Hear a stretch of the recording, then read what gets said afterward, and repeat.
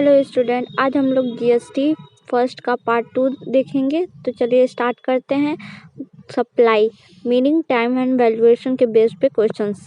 Question number 1 है, what are different type of supply cover under the scope of supply. Scope of supply के अंदर कौन कौन से डिफरेंट टाइप्स ऑफ सप्लाई जो है कवर होते हैं। तो ऑप्शन ए है supply made with consideration, option B है supply made without consideration, option C है both of the above, option D है नॉन ऑफ द एबव। तो ऑप्शन सी एकदम करेक्ट ऑप्शन है, both of the above. Supply जो होता है, supplies जो होते हैं वो कंसिडरेशन के अगर मेड होते हैं तो भी, और अगर वो विदाउट कंसिडरेशन होते हैं तो भी स्कोप ऑफ सप्लाई के अंदर वो टाइप्स आते हैं। Question number 2, what are the factor differentiating composite supply and mix supply. Composite supply और मिक्स सप्लाई में कौन सा वो फैक्टर है जो डिफ्रेंशिएट करता है। तो ऑप्शन ए है नेचर ऑफ बिल्डिंग, आर्टिफिशियल या नेचर। क्वेश्चन ऑप्शन बी है existence of principal supply, option C है both of the above, option D है नॉन ऑफ द अबव। तो ऑप्शन सी इसका करेक्ट ऑप्शन है, both of the above. Nature of the building और existence of principal supply दोनों में अगर है, ये दो फैक्टर है अगर इन दोनों में, तो इसको कंपोजिट सप्लाई और मिक्स सप्लाई को हम लोग क्या कर सकते हैं, डिफ्रेंशिएट कर सकते हैं इस फैक्टर के बेस्ड पे। तो ऑप्शन सी करेक्ट है, both of the above. Question number 3, which tax is lived in case of intra state supply. Intra state supply में कौन सा केस होता है, कौन सा टैक्स लगता है। तो ऑप्शन ए है CGST, ऑप्शन बी है SGST, ऑप्शन सी है CGST and SGST, option D है IGST। तो ऑप्शन सी इसका करेक्ट ऑप्शन है, CGST and SGST। Question number 4, who will declare rate of tax under CGST। को वो कौन है जो डिक्लेयर करता है rate of tax under CGST के अंदर, कौन है जो डिक्लेयर करता है रेट टैक्स को। तो ऑप्शन ए है सेंट्रल गवर्नमेंट, ऑप्शन बी है स्टेट गवर्नमेंट, ऑप्शन सी है GST काउंसिल, ऑप्शन डी है by central government on recommendation of SGST council. SGST के काउंसिल पे रिकमेंडेड होता है कौन, सेंट्रल गवर्नमेंट, वो हमारा रेट डिक्लेयर करता है CGST के अंदर। Question number 5, what are the supply on which reverse charge mechanism would apply. It means जो हमारा सप्लाई है वो अगर रिवर्स चार्ज हो रहा है तो उसका मैकेनिज्म जो है वो कहाँ अप्लाइज होंगे। तो ऑप्शन ए है notified category of goods and services or both, option B है inward supply of goods or services or both from unregistered dealer, option C है both of the above, option D है none of the above. तो option C is correct, both of the above. अगर notify कर रहा है goods and services को तो भी हो सकता है, और अगर इनवर्ड सप्लाई कर रहा है, इनवर्ड कर रहा है सप्लाई गुड्स एंड सर्विसेज या अनरजिस्टर्ड डीलर्स को, तो भी हमारा जो है रिवर्स मैकेनिज्म चार्ज होगा। तो ऑप्शन सी करेक्ट है, both of the above.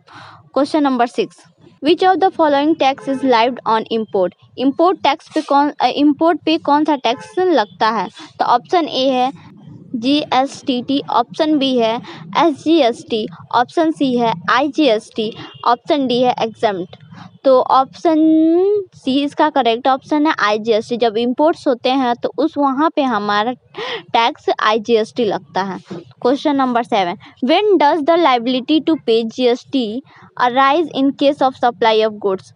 It means अगर हमारा सप्लाई ऑफ गुड्स के केस में अगर हमारा GST पे कर रहे हैं तो हमारा लायबिलिटी अराइज हो रहा है, तो वहाँ पे क्या होगा, कौन से केस पे हमारा जो होता है liability on the raising of invoice, option B है at the time of supply of goods, option C है on receipt of payment, option D है अर्लीस्ट ABC। यानी कि तीनों ऑप्शन अगर रहते हैं तो हमारा लायबिलिटी जो है अराइज होता है GST में, अगर सप्लाई ऑफ गुड्स करते हैं तो इस टाइम पे रेजिंग इनवॉइस करेंगे तो भी होता है, सप्लाई ऑफ गुड्स करते हैं उसके टाइम पे भी होता है, रिसिप्ट करते हैं पेमेंट तो भी होता है, और तो ऑल ऑफ दिस होगा। तो option D is correct, earliest A B C. Question number 8, what is the time of supply of goods. Time of supply of goods क्या है, मतलब गुड्स सप्लाई का, गुड्स का जो टाइम है वो क्या है।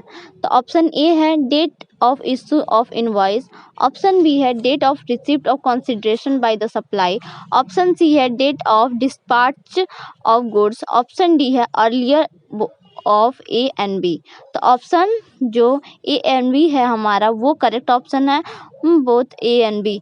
तो होगा डेट इशू इनवॉइस, अगर इनवॉइस जिस दिन उस टाइम को कहते हैं और जिस वो डेट रिसिप्ट हो रहा है कंसिडरेशन सप्लायर में उस डेट को, तो बोथ ए एंड बी होगा, earlier of O and B. Question number 9, what is the time of supply of service if the invoice is issued within 13 days from the offer provision of services.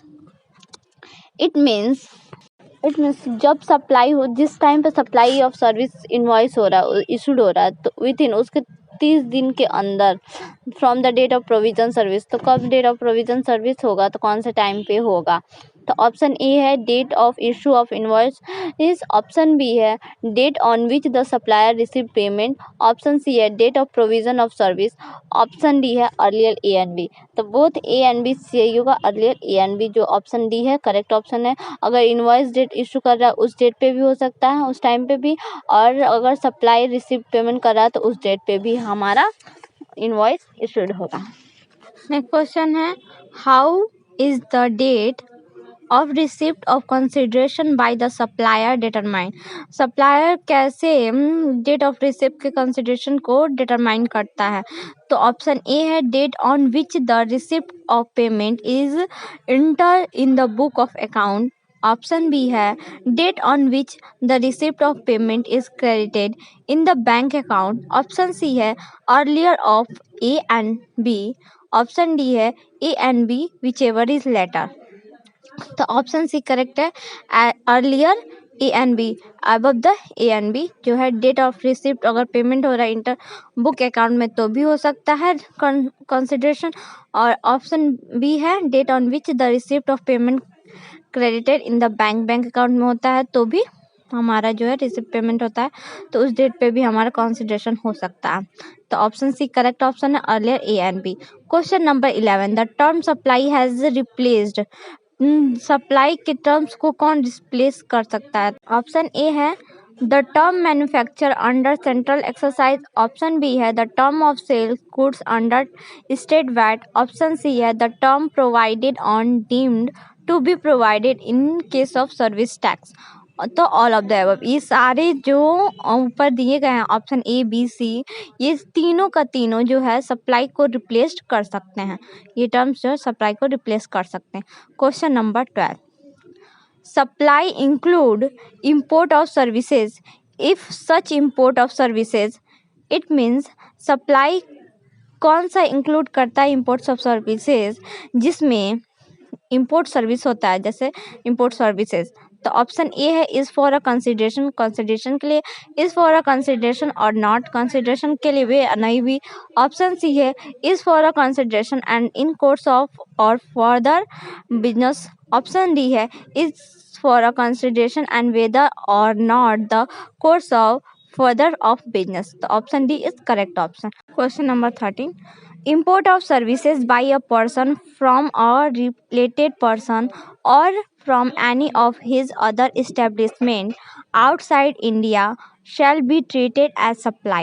import of services में जो person by person के according जो related persons होते हैं और ज़्यादा वो any अगर establishment करते हैं outside India में जो अगर supply कर रहे हैं तो उस supply को हम लोग क्या treat करते हैं। तो ऑप्शन ए है if such import of services is for a consideration, option B है even if such import of services is without consideration, option C है even if such import of services is without consideration but it should be in the course or furtherance of business, option D है even if such import of services is without consideration and it may or may not be in the course of furtherance of business।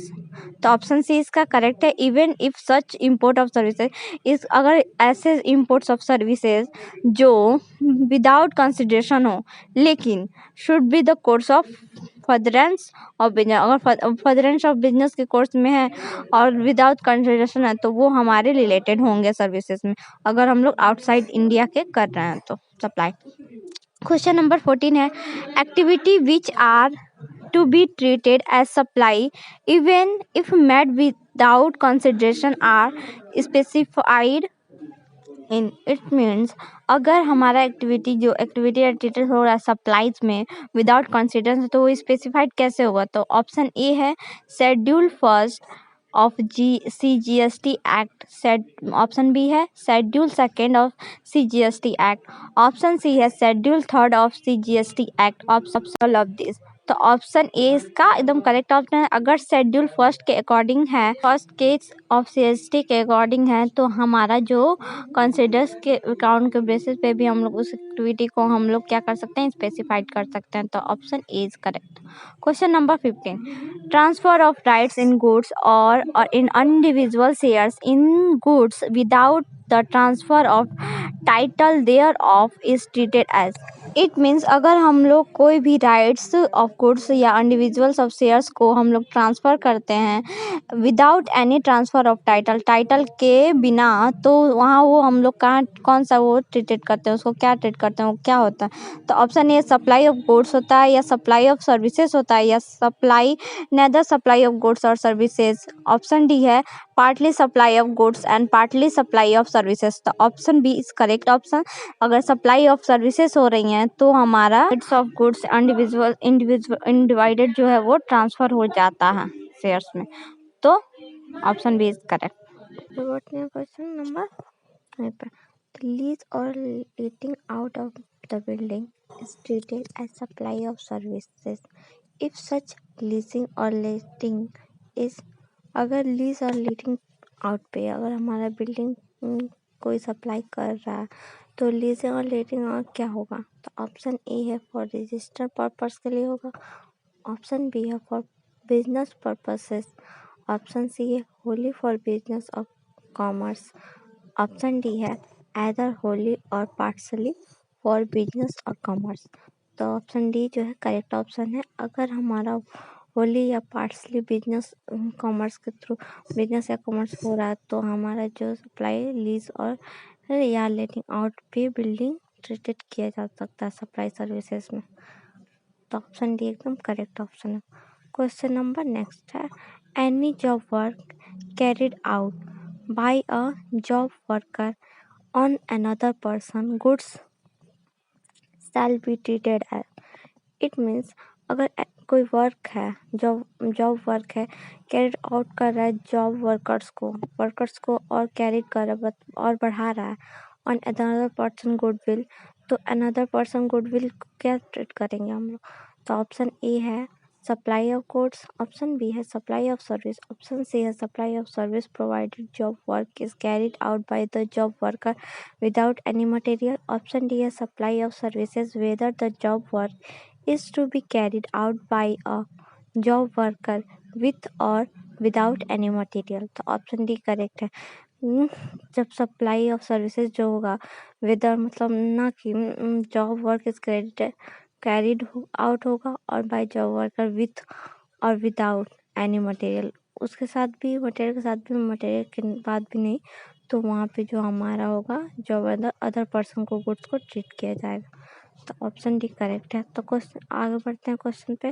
Next question क्या है which of the following activity or transaction shall be treated neither as a supply of goods nor a supply of services.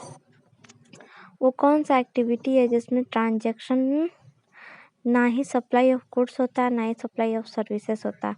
तो option A है service by an employee to the employer in the course of or in a relation to his employment, option B है services by any court or tribunal established under any law for the time being in force, option C है services of funeral burial crematorium और मोटोरिया, option D है all of the. तो ये सारे जो हैं सारे जो वो दिए हुए हैं, बेस दिए हुए एक्टिविटीज़ दिए होंगे, उसके सारे फॉलोइंग्स जो हैं वो ही ना ही सप्लाई में आएंगे ना ही गुड्स ऑफ सर्विसेज में आएंगे, उसके ट्रांजेक्शन।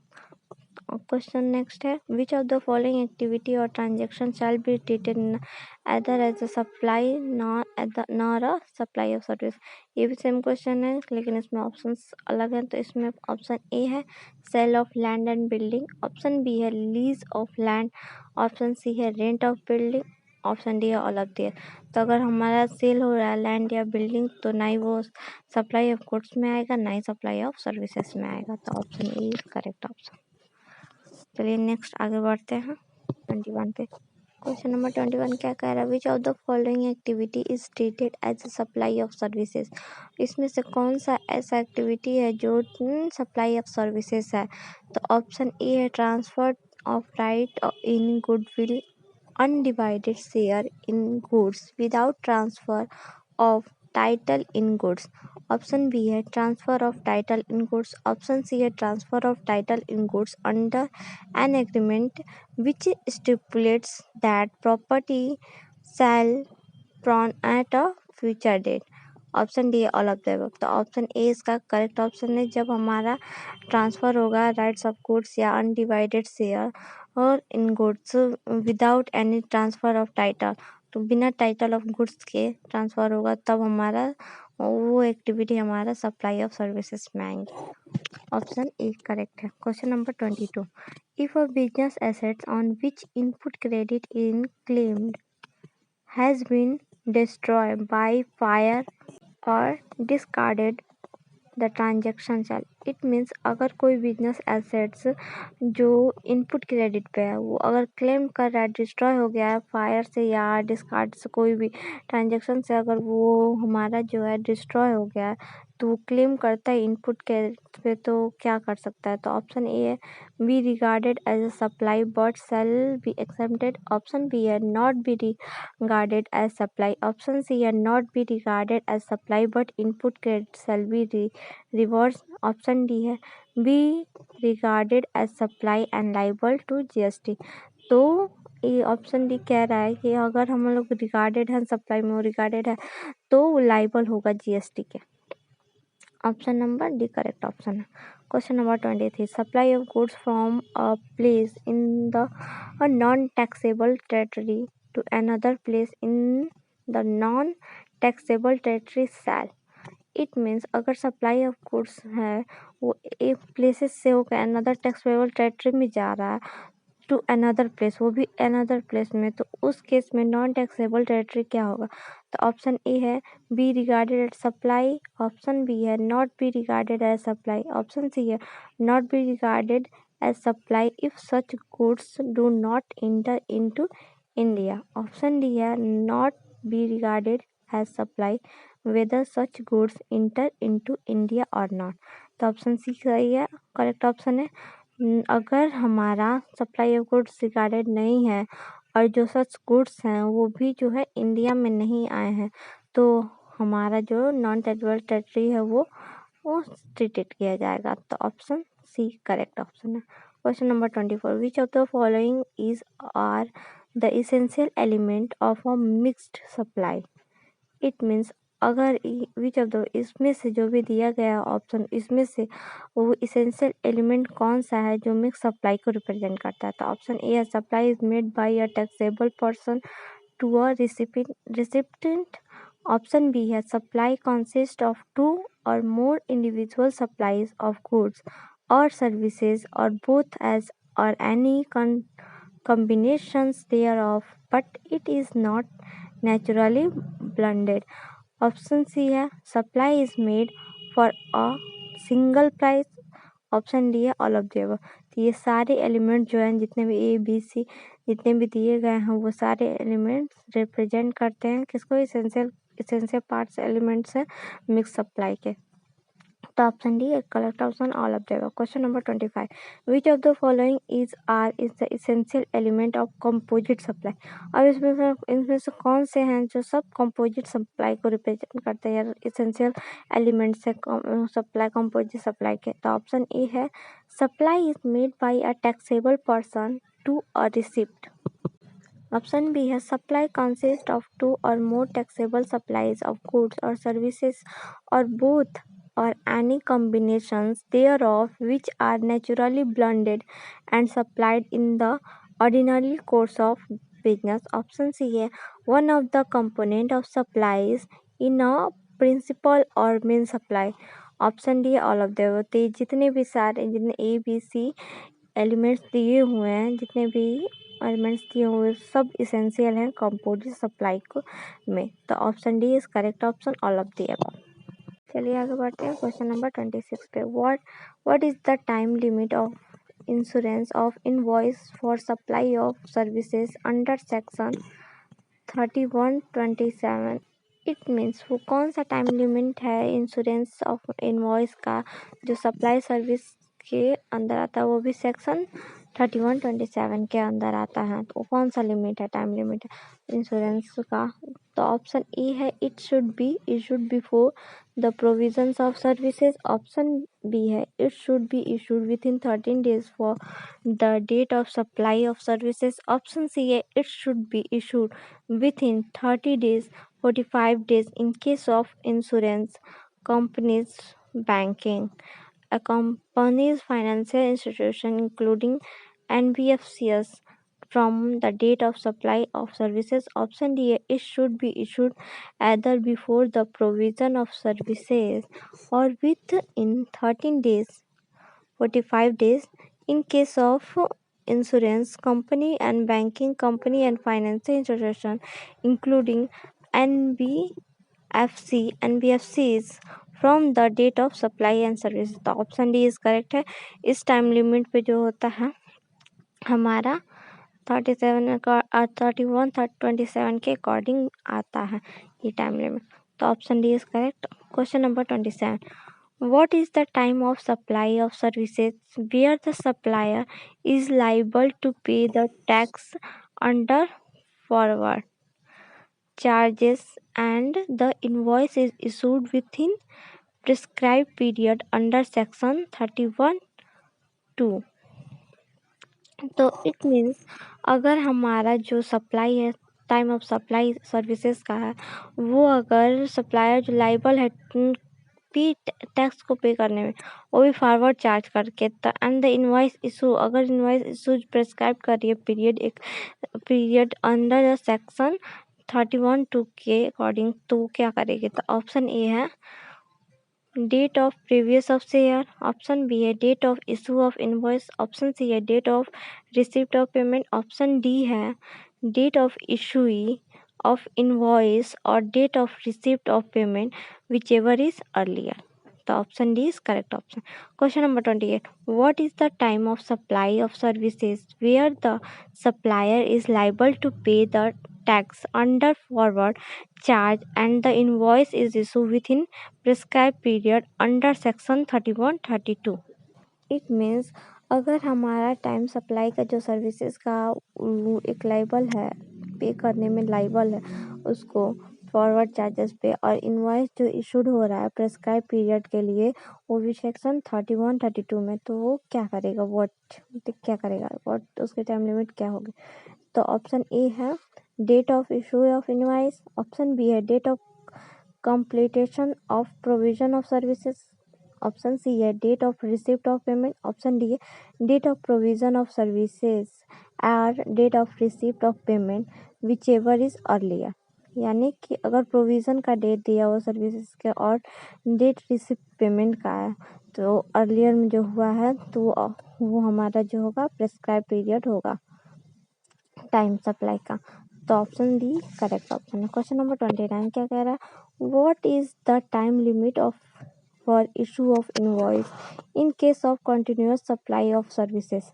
ऑप्शन ए है on before the due date of payment where due date of payment as ascertain from the contract. Option B है for before at the time when the supplier of services receive the payment where due date of payment is not acceptable from the contract. Option C है on या before the date of completion of the milestone event when the payment is linked or completion of an event. The option any A और B और C सही है, मतलब all of this सही answer. चलिए आगे बढ़ते हैं नेक्स्ट क्वेश्चन पर। नेक्स्ट क्वेश्चन क्या कह रहा है, where the supplier and the receipt of the supplier are not related and the price is the sole consideration for the supply, the value of supply shall be. It means अगर where जहाँ पे supply और receipt of supply जो है एक दूसरे से related नहीं है और वहाँ पे जो सप्लाई सोल कंसिडरेशन का है सप्लाई, उसका वैल्यू क्या होगा, द वैल्यू ऑफ सप्लाई का उस वैल्यू का क्या होगा सप्लाई ऑफ वैल्यू का। तो ऑप्शन ए है होलसेल प्राइस होगा, ऑप्शन बी है मार्केट वैल्यू होगा, ऑप्शन सी है maximum retail price, option D transaction value.